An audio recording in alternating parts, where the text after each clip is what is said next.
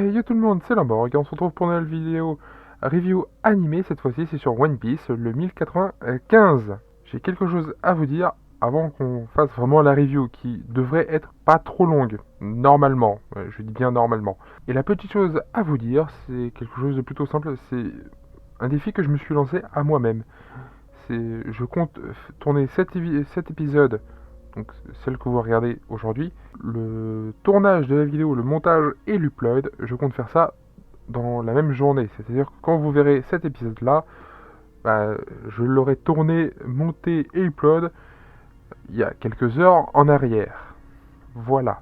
C'est un défi que je me lance. Je veux juste savoir si j'en suis capable. En attendant, si vous voulez me soutenir, vous pouvez toujours mettre un pouce bleu à cette vidéo. Vous pouvez également commenter cette dernière en disant si l'épisode vous a plu ou si vous avez des conseils à me donner, mettez tout ça en commentaire. Vous pouvez regarder également la description, même si c'est pas forcément obligatoire, vous avez toujours mes réseaux sociaux et c'est là, je suis absolument pas actif, mais j'y vais de temps en temps, donc vous pouvez toujours aller voir, et surtout c'est là où je mets le lien à chaque fois des différentes vidéos que vous pouvez retrouver. Ça, et vous abonner, mettre la cloche sur toutes pour ne manquer aucune vidéo. Sur ce, on peut enfin commencer la review. Donc la review de cet épisode 1095, elle commence à peu près comme c'était là où le 1094 s'est terminé. Le combat qui commence entre S-Shark et l'équipage, enfin, une partie de l'équipage des Megi, voilà. Oui, une partie, parce que il y en a certains trois entre autres, pardon, qui sont ailleurs. Et Zoro qui est resté sur le navire. Ils sont encore une fois dispersés. Bref, le combat, donc il y a un combat qui commence avec S-Shark. Ils le prennent littéralement pour un Jinbe, mais c'est évidemment que c'est pas lui, étant donné qu'il a des ailes dans le dos et une flamme, et la couleur de sa peau qui est un peu différente. Ça, et qu'il a réduit aussi en taille. Oui, c'est un enfant, c'est normal, c'est un enfant, c'est normal que ce soit plus petit. Bref, donc le combat commence et le combat va durer sur à peu près tout le long de l'épisode. Donc je vais pas forcément y revenir sur le combat en tant que tel, à part maintenant pour dire et rajouter qu'ils sont pas forcément chauds pour combattre une tête qu'ils connaissent et qu'ils apprécient, qui plus est ennemi qui ne veut pas se battre contre un enfant, ce qui est compréhensible. Mais étant donné qu'il leur laisse pas vraiment le choix en fait. Sinon il y a aussi les différents Vegapunk. Alors il y en a une que j'ai pas forcément, j'ai survolé. J'ai survolé même maintenant puisqu'au moins ça sera fait. La Vegapunk York. On la voit, elle a bouffé, elle a été aux toilettes, elle s'est endormie aussi vite qu'elle s'était réveillée. Bon, voilà, elle fait que ça. Maintenant qu'on a parlé d'elle, on va parler des autres. Donc on en a différents. Il y a Edison, Pythagore et Lilith de mémoire. Oui, de mémoire. Et ils sont contents puisqu'il y a le combat et qui dit combat dit forcément des informations sur le combat et surtout pour S-Shark. Et Lilith qui l'encourage à fond pour qu'il se batte. En attendant, certains, alors tous ne sont pas forcément pour le combat, hein, au passage. Shaka, c'est le dernier qu'on voit, qui n'est pas forcément pour le combat, puisqu'il voudrait quand même parler à l'équipage des chapeaux de paille.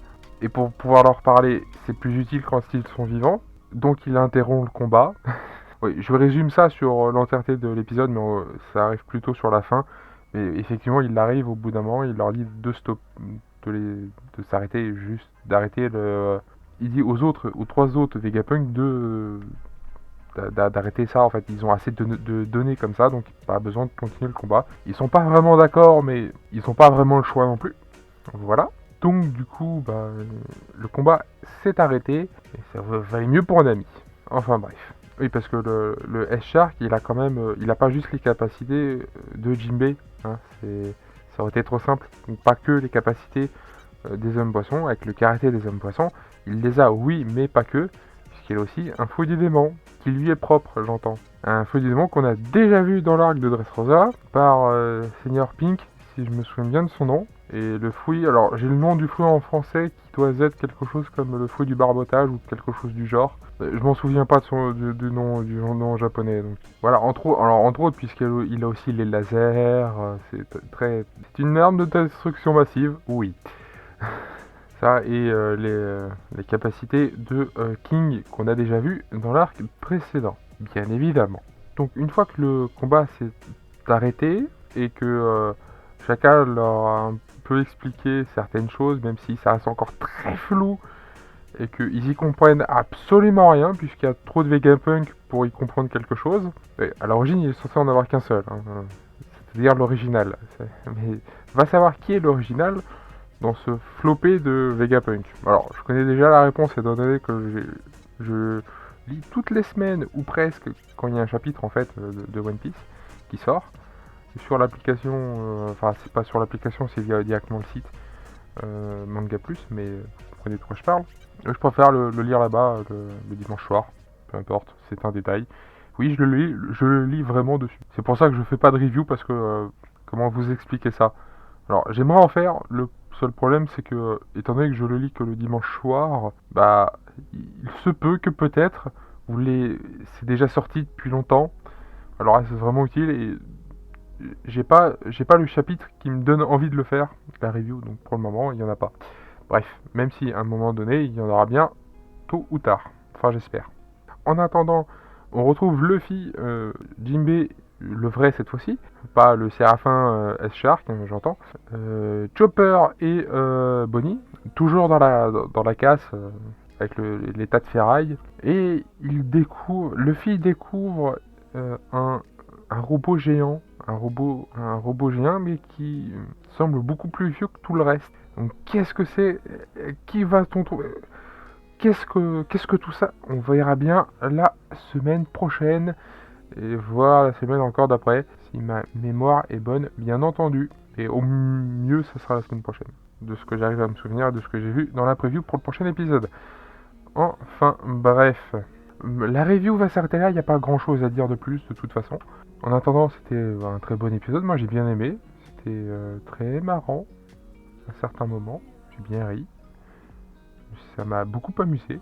Enfin bref, sur ce, on peut se dire que vous pouvez toujours lâcher un pouce bleu si l'épisode ou tout le moins cette vidéo vous a plu. Vous pouvez également lâcher un commentaire si vous avez quelque chose à dire ou un conseil ou toute autre chose, même si de préférence ça pouvait être en rapport avec cet épisode et cette vidéo, ça serait bien. Vous abonner et mettre la cloche sur toutes pour ne manquer aucune vidéo, si ceci n'est pas encore fait, bien entendu.